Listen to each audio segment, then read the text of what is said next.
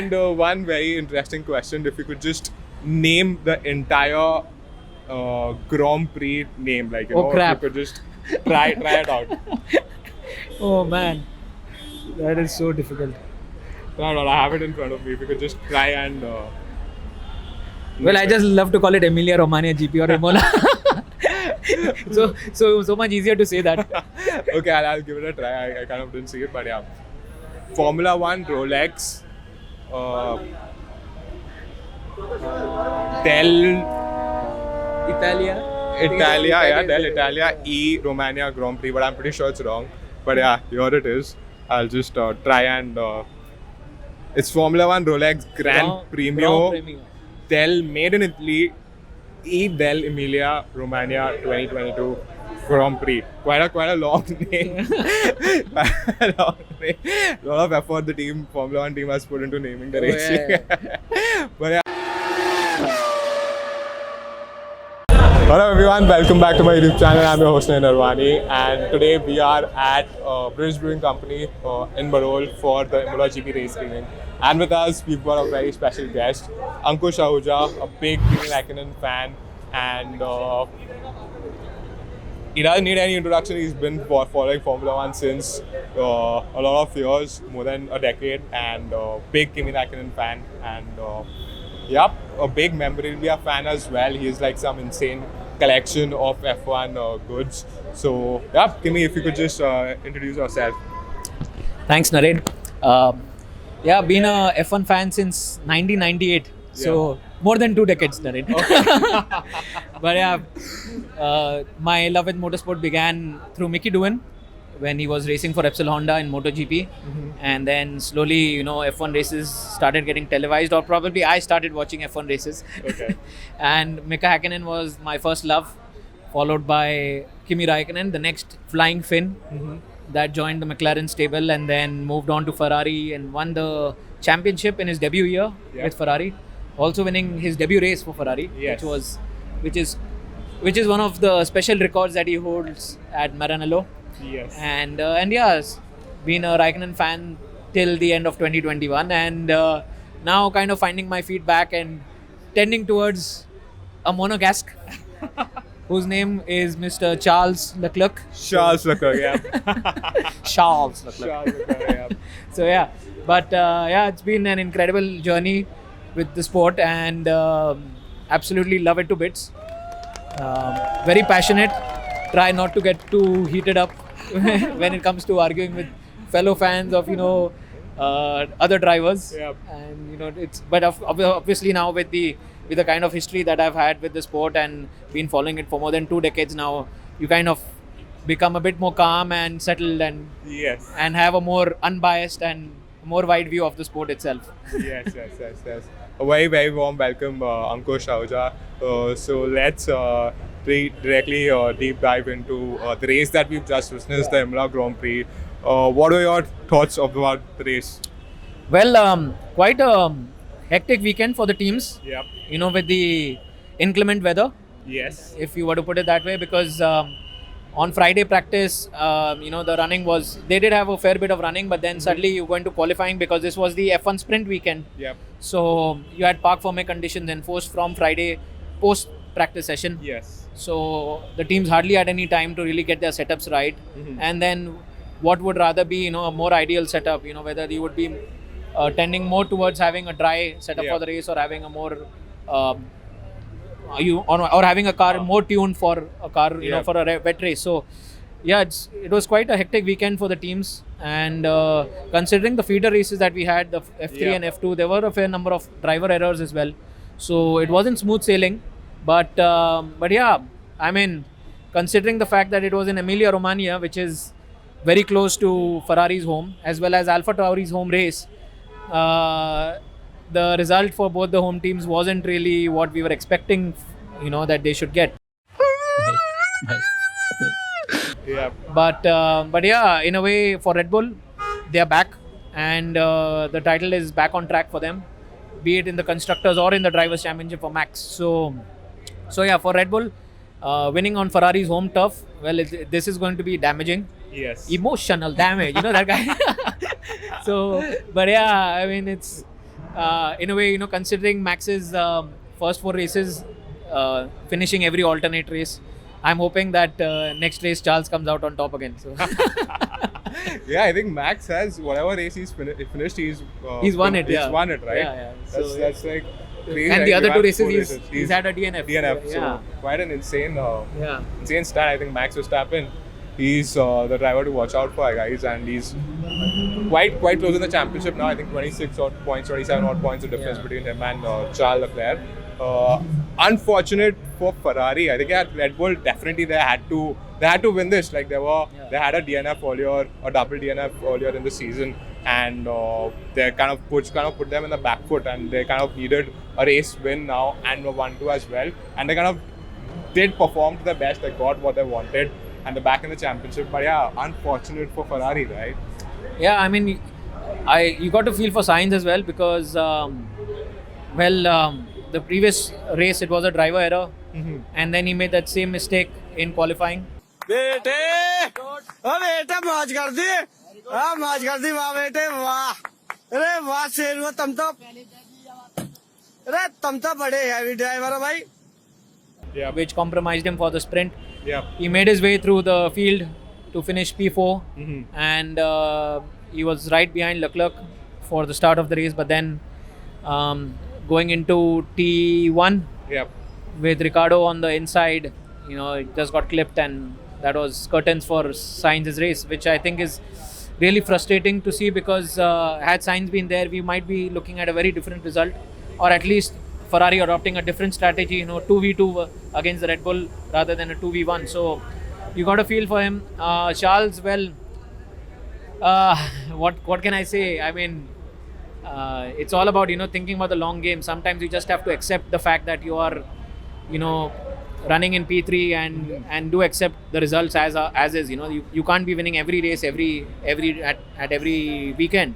Sometimes you have to accept that the other car is stronger or better than you. So it is what it is. But then I mean, a lot of lessons to learn for Ferrari as a team, and they will be going back to the drawing board trying to understand what went wrong. Also, interestingly, they would still not know the true capabilities of that new power unit that Sainz had under him, because he was not able to do more than a lap, not even a lap, hardly a few meters from the line. So that still remains unknown territory for Ferrari. Hopefully, Leclerc gets the new engine in the next weekend. That's what they've been saying for Miami. So, and it being a new track, we don't really know who's going to come out on top. So let's see how things pan out then. Yep, hard luck and Carlos Sainz, name any other iconic duo. Like that's quite unfortunate, right? Well, yeah. You mean to say Sainz as in? Yeah, I mean, yeah, of course. He's like has so much hard luck. Like even I think the entire race weekend for him was something to forget for, right? Like start right from the sprint race also, or the qualifying he kind of didn't have a great qualifying, and then sprint race as well. He kind of made up in the sprint race, but in the final race he didn't kind of had the best of the races, like a DNF right at the start of the race. Just very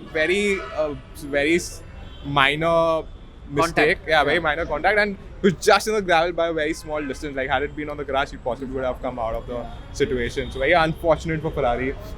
Very good for Red Bull, yes. What is the highlight of the race? Well, for me, the highlight of the race has to be Perez retaking P2 from Charles. Yes. Just when he came out on the medium tires, because the tires were really cold for Charles, and we knew that it would take about a lap or so for Charles to get up to speed.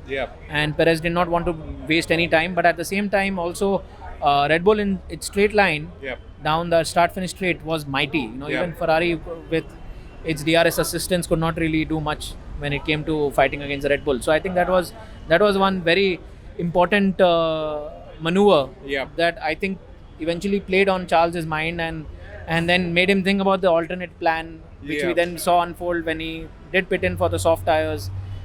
Red Bull did likewise with their two drivers, and then when eventually the round of pit stops were completed, status quo got maintained. Yep. And then we saw that uncharacteristic mistake by Charles. So, yes, I think it was the right call for sure. I think we were discussing during the race only, like, possibly if they pit right now, it'll be really good for them. They can possibly get back in the race and try to get at least P2, which, I mean, not a lot of difference but between P3 and P2, but yeah, they kind of went for it, and then we saw both the Red Bulls pit against as well. But yeah, a really good race for Red Bull. Unfortunate for Ferrari. What are your thoughts on George Russell? And Norris made the most of it as well. He finished P3. What are your thoughts on his race? Well, like I've said earlier as well, you need to keep it clean and you need to keep it consistent. Sometimes you have to keep yourself incident free, and that's what Norris did. And Norris is so strong when it comes to racing, in intermediate conditions or when on a drying track. Yeah. So he was consistent with the lap times, he kept it clean. And then of course when Leclerc did make that error, he jumped on it with both hands and he took the podium off him. Yeah. Russell did very well to hold off Bottas towards the end. I was not really expecting Bottas to not go for it. Yeah. I would have loved to see him dive bomb or take a lunge, at least on the last lap. It could have been a replay of what happened in 2021, right? Bottas and Russell getting into each other at Emilia Romagna Grand Prix. And considering the fact that Bottas was actually looking at the car which he would have driven eventually this season if Russell would have not been around. But then I guess in hindsight he would not really be regretting it, considering where Mercedes is currently and how their form is panning out. So yeah. Great race for Russell. I think Russell, Mercedes, they're kind of making the most of whatever Red Bull and Ferrari are not making the most of. So yeah, sorry for the interruption, guys. There's some unforeseen circumstances that we had to take care of. Technical clearances, compliances. Yeah, we had some crazy unforeseen circumstances to take care of. Very unfortunate situation.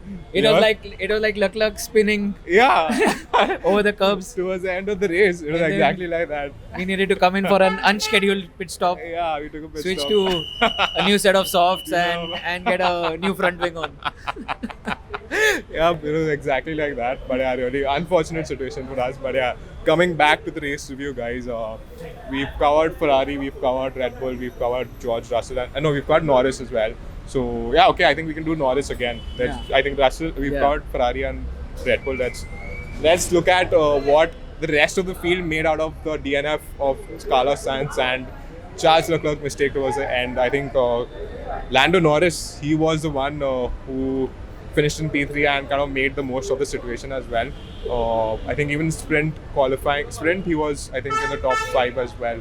So really good race for McLaren and Lando. Again, Lando is in the mix. Ricciardo is nowhere to be seen. It's just like 2021 for McLaren, right? Well, with Daniel, I think he's in a similar situation as Carlos is at Ferrari. But probably worse because Carlos had a very strong year with Ferrari in his first stint. Actually outscoring Leclerc last year, if you guys remember the the standings and everything. So, but with Daniel, I think it's really difficult to pinpoint and understand what exactly is going wrong for him, whether it's the car, whether it's his driving style, whether it is just the balance or what it is exactly. It's really hard to pinpoint, but today he had a really good opportunity. Box to overtake. Another unforeseen circumstance that we had to tackle, and a lot of noise here. I think the guys here are another hindrance to the review. But yeah, let's get back. Lando Norris, we're talking about Ricciardo. Yeah, Ricciardo. Yeah. So what are your thoughts on this race? So yeah, talking about Ricciardo again. Well, today was a good opportunity for him, to maximize something that if he could, out of what he had achieved in the F1 sprint. Yep. But then obviously he tagged Carlos, which I'm happy that the stewards deemed it as a racing incident, which it truly was, because in such conditions these things tend to happen with the slippery nature of the track, and Imola is like that. It is not a track where there is. It's an old school track, so you need to have more rubber laid on the circuit to have more grip. Yep. So yeah, in a way, you have to feel for Ricciardo. However, unlike Sainz, he was able to go beyond the gravel trap and rejoin, but still it wasn't enough, and he eventually ended up outside the points, which was quite a disappointment for him. No! God, please, no! No! No! Well, I guess his time that he's spending at the simulator is not really doing him any good. So the best thing is that he has to spend more time on track. Something that again at Imola he was not able to do. Yeah. I think it was in the Saturday morning practice when he was stuck. He missed one session. Where he was stuck actually in the garage for a very lengthy period of time. So really disappointing. But I'm just hoping that a man of his caliber, a man with his talent, should be able to if not challenge for podium finishes, but at least be in the top 6 consistently. Yeah, So definitely. let's see how Miami is for the Honey Badger.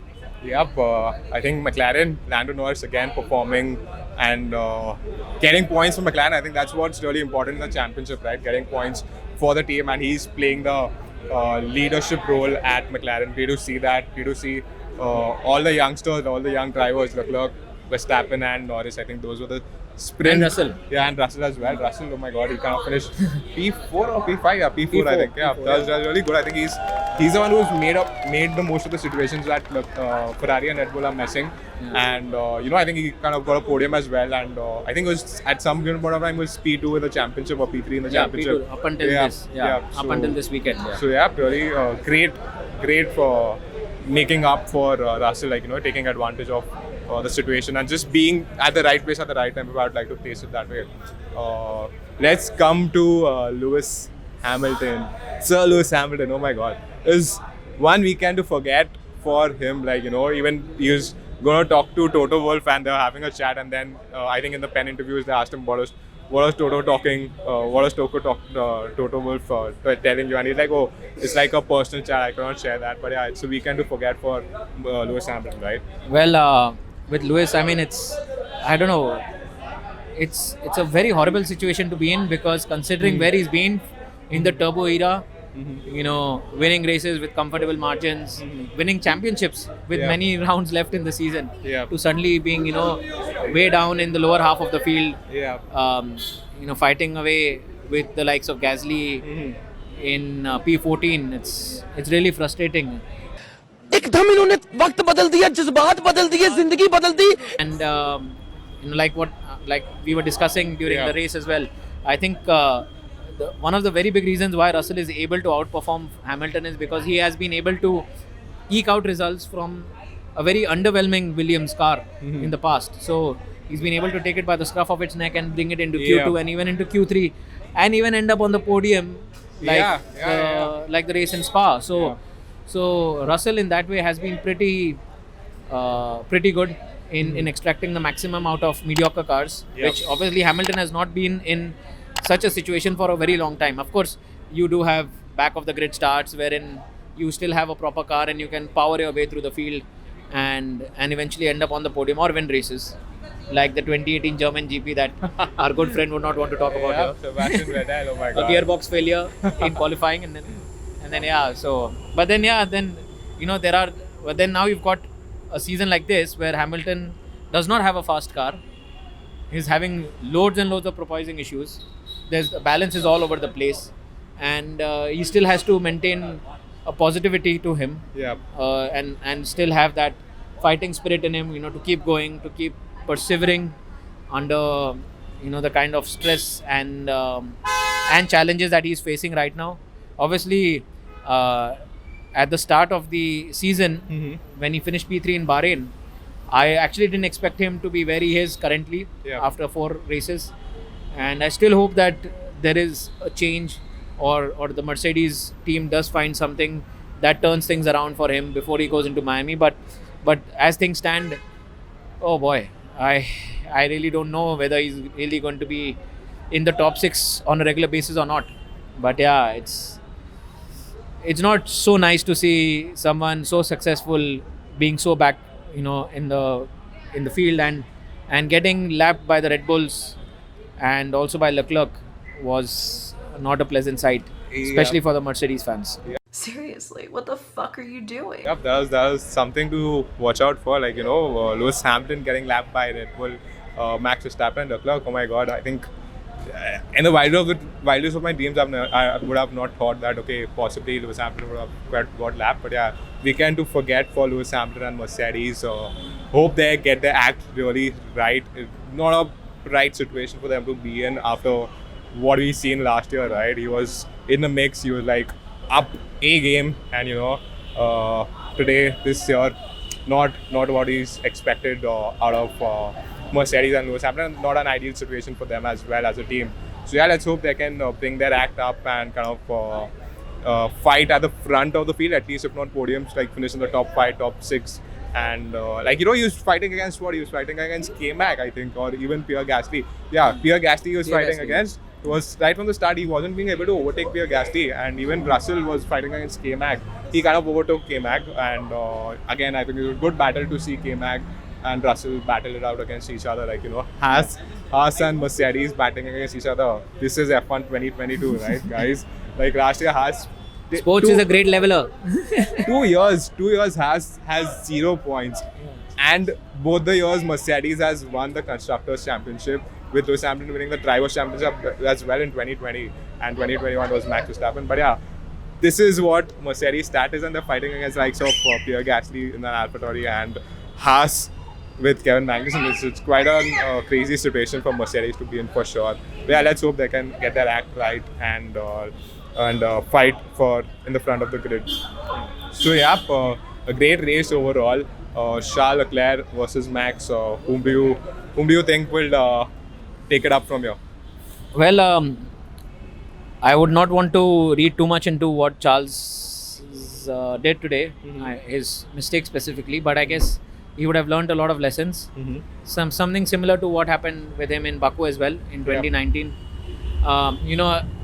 When you're actually having a car of that caliber, of that speed, the championship is a very realistic target to think of, and that is when it becomes a day when you need to understand that okay,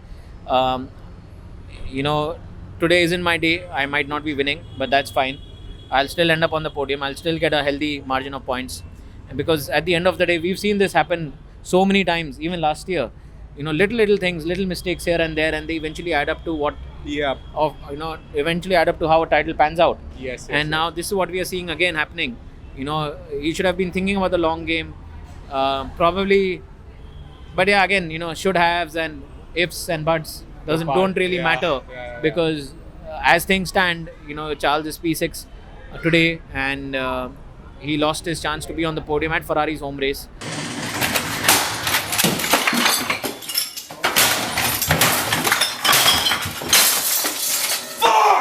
Especially after seeing Sainz end his race the way he did, it's a really disappointing day. But there's not much to say more than that.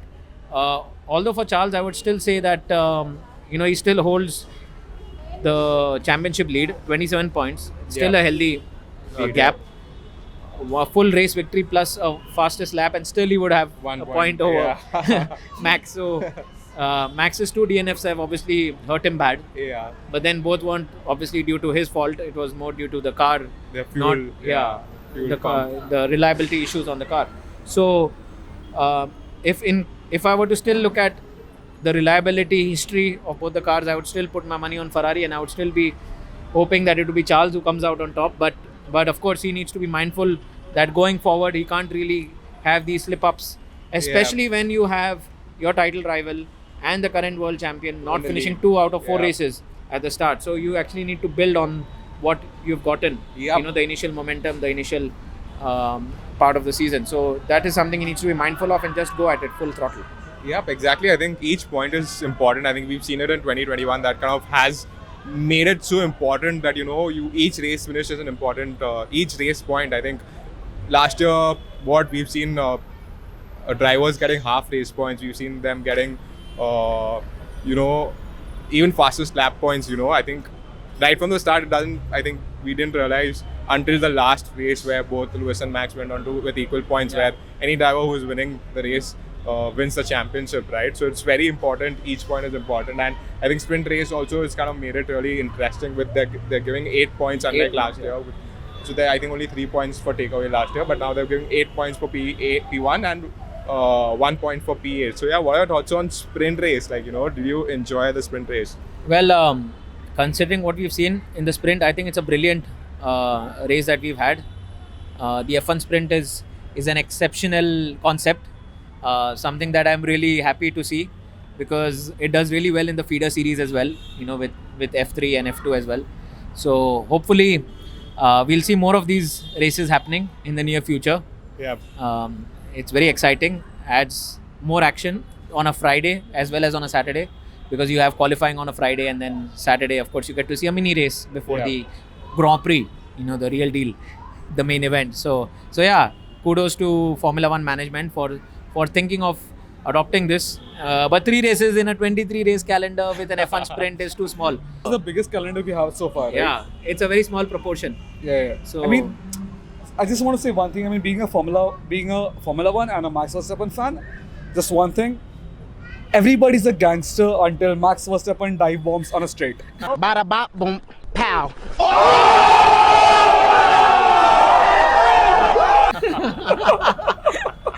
I think Swam has summed it up pretty well with how. But today Max never really wanted to. He didn't have to dive bomb at all. He did not. But if you take example of flawless. Yesterday's sprint race, dive bombing on the 20th lap, and just taking it all from Leclerc in just one moment. Yeah. That just sums up I mean, people say that he robbed Hamilton of the championship, but then yesterday's moment just tells you how good of a driver he is. I mean, definitely there was some controversy when it comes to FIAs and the way they govern things.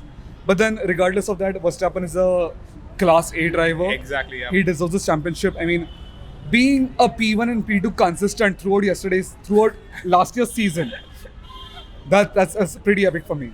Yeah, Beb, I think he knows where to position his car when he's in when he's in P1 or possibly when he's trying to overtake as well. I think he knows that really well. So, if you were to compare Verstappen with any other driver, I would think 2013 Sebastian Vettel is what we would compare him with.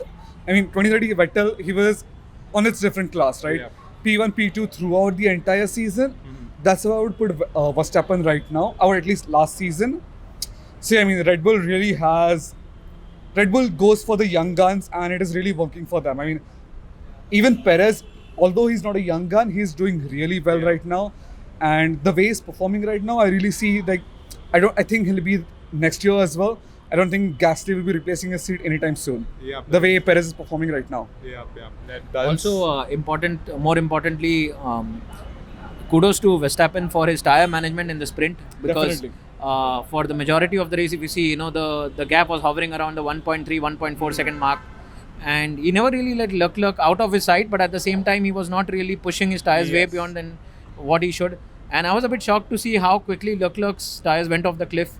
And once Max did get by him, he was only 1.7 seconds off Perez eventually when he crossed the line. So in that way, Ferrari needs to look at its tyre management. Normally Ferrari is very kind on its tyres. So that is something that was a bit uncharacteristic to see. But yeah, kudos to Max as well as Sergio for being such a strong support driver and being the team player that he is. Maximizing whatever he can on a weekend when others have slipped up. I mean, there's a reason they call him a defensive minister, the Minister of Defense, right? So even if you see today's race with the wet circumstances, the way they were driving around the track, hovering just on the dry part of the things, that was very astonishing. I mean, if you see Verstappen, Perez, Leclerc just following the dry part of the track, not having that tunnel vision to not go into the wet part of the track, that was really astonishing. I mean, as a person who drives the car, I cannot believe that. I mean, if I were to drive a car in a straight line, I mean, this was not a straight line, but then even in a condition like this, I don't think I'll ever be able to keep up in the dry part.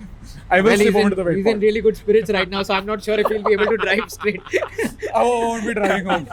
Yeah, you better don't. Otherwise, But then, Formula One and Heineken's campaign of, drink responsibly. Just to conclude this, I want to say, Naren, what he's been doing has been absolutely epic. I mean, putting your life into Formula One, being a Formula One journalist that's not seen in India, for a sport that's very young and emerging in India, it's absolutely epic.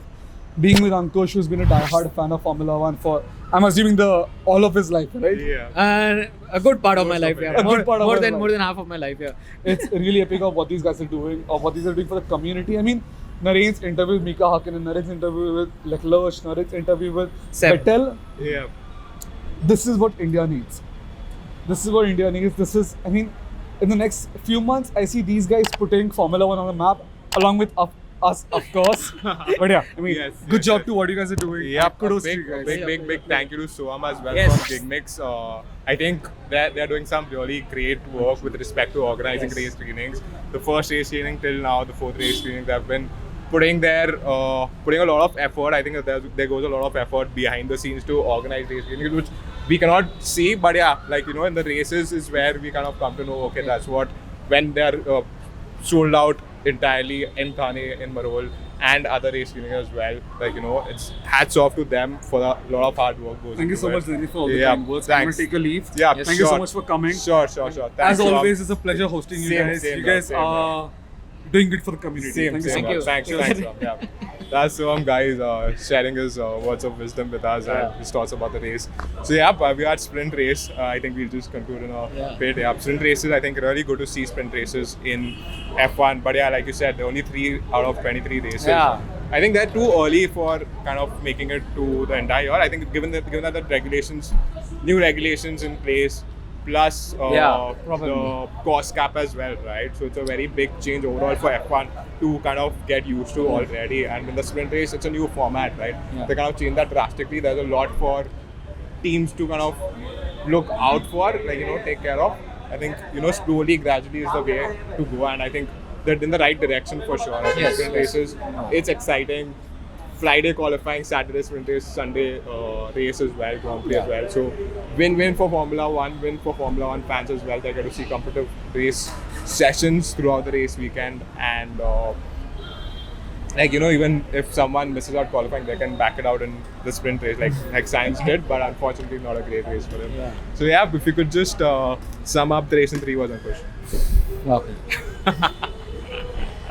I think that kind of Weather inflicted. Okay, that with a hyphen in between, so that's one word still. Maximum attack Okay. for the Red Bull boys, Yep. and a stuttering horse. Yep. Let's put it that way. Yeah. Yeah. So 3 hyphens. Yeah. And one very interesting question: if you could just name the entire Grand Prix name, Oh, if crap. you could just try it out. Oh man, that is so difficult. No, I have it in front of me. If you could just try and. Well, I just love to call it Emilia Romagna GP or Imola. so much easier to say that. Okay, I'll give it a try. I kind of didn't see it, but yeah. Formula 1, Rolex,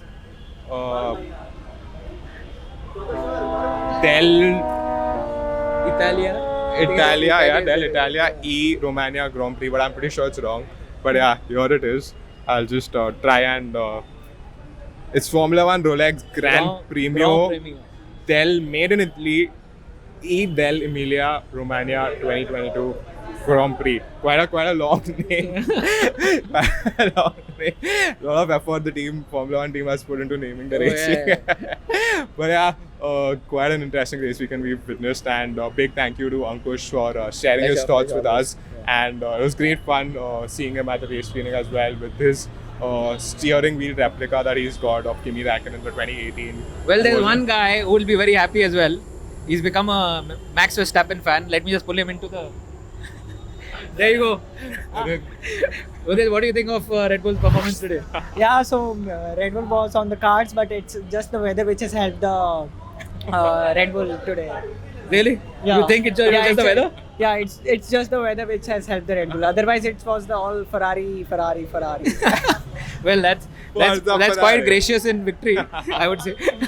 No, I think the team kind of pulled off the A game with the 1-2 finish. I think whether yes, it was all to play for any team, but yeah, Red Bull kind of got the entire weekend right entirely. So yeah, hats off to Red Bull, hats off to Ferrari. Let's hope we get more interesting races like that, and hope to see you all, everyone, for the Miami Grand Prix. And yeah, some words of wisdom, Ankush, for the viewers watching this. Well, if you guys haven't started watching Formula 1, then what are you guys doing on a Sunday evening, man? Yep. Like, come on, get your Hotstar connection, get your Star Sports Select 2 subscriptions, and get on that screen. And of course, now Miami is not going to be in the evening; it's going to be late at night, Monday early morning. So, if you guys are okay with putting in a leave or asking your boss, for a late start to a Monday, then please do that. But do join in and watch the inaugural race in Miami. Yeah, the first race. Yeah, it's going to be interesting. One of the many American races that we're going to be having. Exactly. In the future. We want Miami. Hopefully we don't lose European circuits. You know, the traditional tracks, the traditional races that we've had. Don't do that. The tracks that have actually made Formula One the sport that it is today. You know, we can't forget our roots, and that's very important because there's a lot of history that's attached to the sport. So, exactly. so that is something that Liberty needs to be mindful of. But yeah, do watch Formula One, and it's far more exciting than. So yeah. Sorry for the another unscheduled pit stop. Unforeseen circumstances, guys. This is what happens. Really, we get to take care of something else as well again. Something. So that keep Ankush- watching the. So do get on board with Formula One. It's far more exciting than the IPL or any other sports that you might be following. I know there are some footy fans who would say that no, but as a Manchester United fan, I know that I would still be loving Formula One more than what I'm seeing in football right nowadays. So, yeah, I think F1 it is, guys. F1's kind of they're doing quite a lot of amazing work there. It's quite exciting to see, like, you know, meet F1 fans at these meetings and even talk about Formula One and just watch the sport. Like, you know, they're driving at about 300 kilometers per hour. It's not like you're driving a normal car. It's a race car. It's like going into space, right? Like, you know, not everyone gets an opportunity to do that. So they're driving at 300 kilometers per hour. Their neck muscles are the most strongest of part of the body, which is quite unreal to think of. And it's a sport. Formula One is a sport as well. I think not a lot of people accept that, but yeah, it's a sport. Do watch it. It's quite interesting to see the likes of Max Verstappen, Charles Leclerc fighting it out again. Another schedule which now everything happens today. A lot of drama off the racetrack as well with Ankush and myself recording this video. So I hope you all will watch it because a lot of effort's gone into it. But yeah, good fun, good race feeling. Really enjoyed the race, enjoyed it. Watching with Ankush, watching with Ahuja, watching with F1 fans as well. Hope you all come up for race feeling in the future as well. And really excited to see everyone on race feeling as well. So a big thank you everyone for watching this video. With us, we've got Ankush Ahuja, big Kimi Raikkonen fan and a big Formula One fan as well. And myself, Naren Harwani, your host. And if you all did like this video, please do like, share and subscribe to my YouTube channel. And hope to see you all soon for the upcoming Miami GP. It's going to be a very exciting race. F1's going to race there for the first time. So it's going to be anyone's race again. But yeah, Charles Leclerc and Manchester is someone to watch out for the upcoming race. Take care, guys. Yep, thanks and ciao. Bye.